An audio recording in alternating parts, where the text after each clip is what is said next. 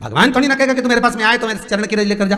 भगवान थोड़ी ना कहेगा कि मेरे पास में आकर तू ये लेकर जा। भगवान तो कहेगा मेरे पास में आया है, मांगना कुछ मत, बस मुझे जो स्नान कराया है मेरा चरणों तक लेकर जा, छीट दे पूरे घर में, संपदा भरना मेरा काम है। जहां मेरी चरण की रज पहुंच गई वहां संपदा स्वतः पहुंचती है, मैं वहां पहुंच जाता हूं। तो चरणों तक ले जा, पर लोग ले जाते हैं, पूजन करते, कलश भी उंडेलते, जल भी चढ़ाते, पर आते समय खाली लेकर आ जाते। भगवान को इतना बुरा लगता, मेरे दरवाजे से खाली जाए मुझे कितना बुरा लगेगा, जो आए वो भर कर जाए, भले 2 बूंद लेकर आओ पर उसमें चरणों तक थोड़ा सा लेकर अवश्य आए।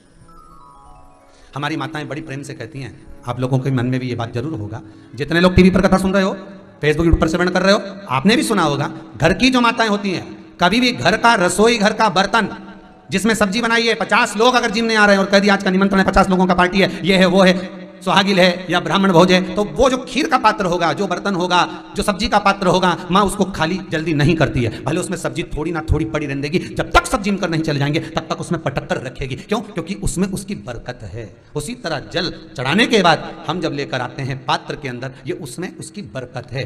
गर्ग संहिता में दूसरी चीज कही, उसको भी समझ लीजिए। गर्ग संहिता में कहा गया, जब आप घर से जल लेकर जाते हो भरकर, तो ये सृष्टि की जितनी नदियां हैं, पृथ्वी पर जितनी नदियां विद्यमान हैं, जितने तालाब, जितने सरोवर, जितने कुंड, जितने विराजमान हैं, उन सारे तीर्थों का जल जब आप घर से लेकर निकलते हो तो वो तीर्थ का संपूर्ण जल आपके कलश में आ जाता है। और जब आप उस जल को शिव पर समर्पित कर देती हो और 2 बूंद चरणा तक लेकर जब जाती हो, तो शिव महापुराण, गर्ग संहिता, पद्म पुराण कहती है वो जल साधारण नहीं रहता, वो गंगा जल बनकर तुम्हारे घर को पवित्र करने के लिए पहुंच जाता है। वो पवित्र गंगा जल बन जाता है, उसको लेकर प्रवेश करना, उसको लेकर पहुंच जाना।